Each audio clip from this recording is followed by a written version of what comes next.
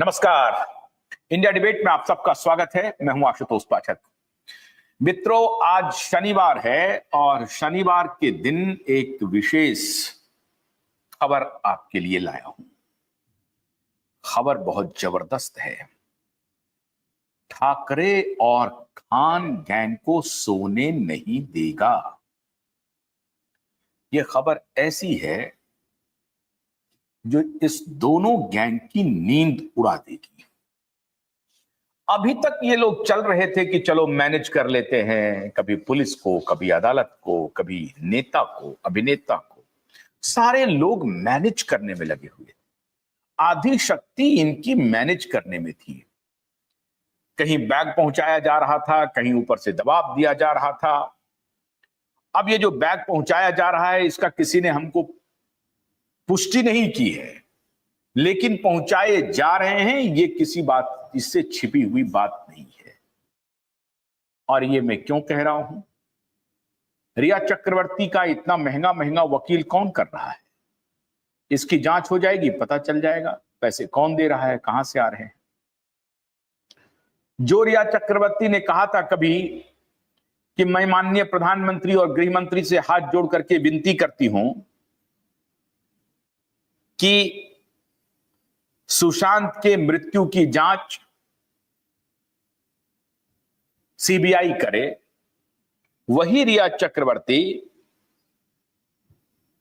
Supreme court में अर्जी डाल करके यह कहती है कि मुंबई पुलिस ही जांच करे तो बेहतर है। तो इन सबको मैनेज कौन कर रहा है, कैसे हो रहा है? खैर, ये बात बाद में। अभी इंपॉर्टेंट बात आपके लिए, इंपॉर्टेंट बात मित्रों ये है, मुंबई से खबर है कि वर्तमान एसआईटी जो अभी काम कर रही है उसको भंग कर दिया जाएगा और नए एसआईटी का गठन किया जाएगा।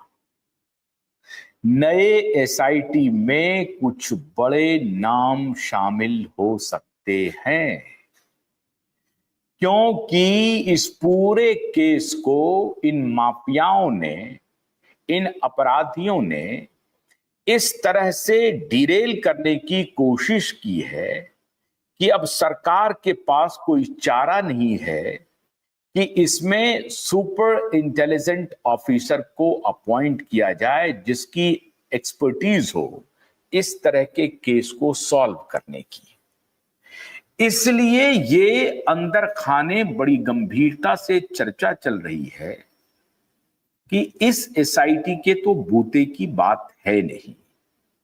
इन्होंने 2 साल में कुछ नहीं किया। अब आप कहेंगे कि 2 साल में इन्होंने क्यों नहीं कुछ किया?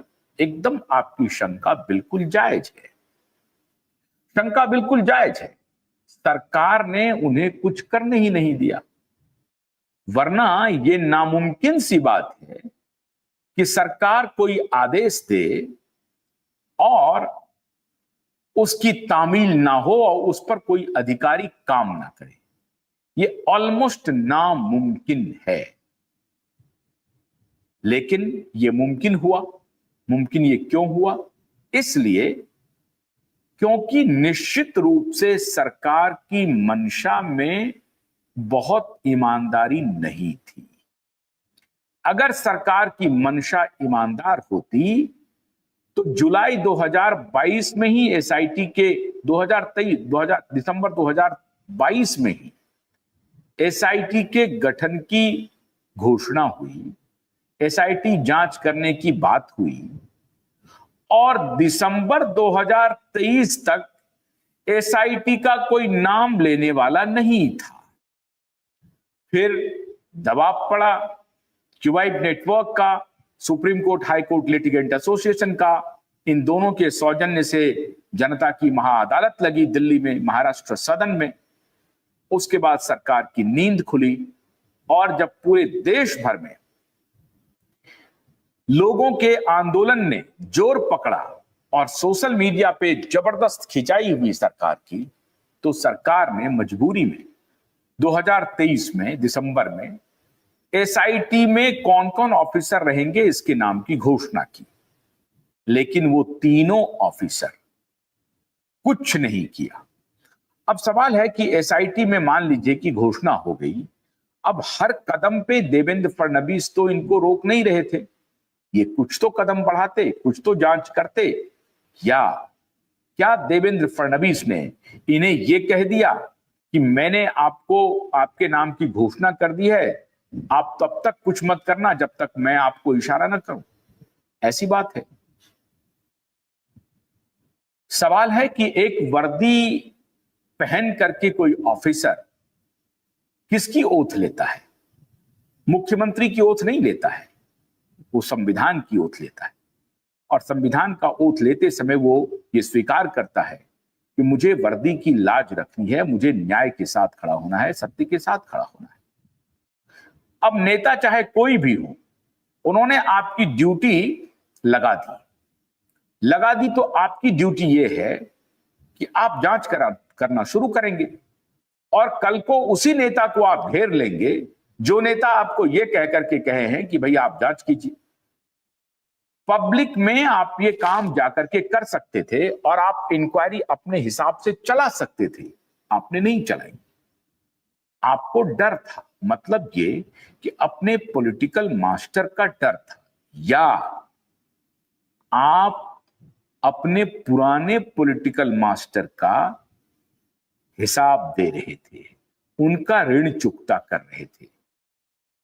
और इसीलिए एक इंस्पेक्टर के बारे में तो नारायण राणे के नीतेश राणे ने, नारायण राणे के लड़के ने साफ साफ कहा कि चीमाजी आधव जो इंस्पेक्टर हैं मलवानी पुलिस स्टेशन में, जो डिप्यूटेड है, उनको जो एसआईटी में 3 सदस्यीय एसआईटी में उनका नाम रखा है, इस चीमाजी आधव की लॉयल्टी जो है वो उद्धव और आदित्य के प्रति है, इनको वहां से हटाना चाहिए, ये साफ साफ उन्होंने डिमांड किया। उसके बाद supreme court, high court litigant association ने भी डिमांड किया, और ये चीमाजी आधव हर हियरिंग पर अदालत में पहुंच करके वहां क्या क्या चल रहा है इसकी पूरी ब्रीफिंग अपने आका को देते थे। ये आरोप सार्वजनिक रूप से नीतेश राणे ने लगाए हैं कि चीमाजी आधव के एसआईटी में रहते हुए जांच निष्पक्ष नहीं होगा। अब खाली चीमाजी आधव भी नहीं, जो बाकी 2 सीनियर ऑफिसर है, एक आईजी लेवल का ऑफिसर है और एक एसीपी लेवल का ऑफिसर है, ये दोनों भी, जो दोनों लगभग आईपीएस है, इन दोनों ने भी अपनी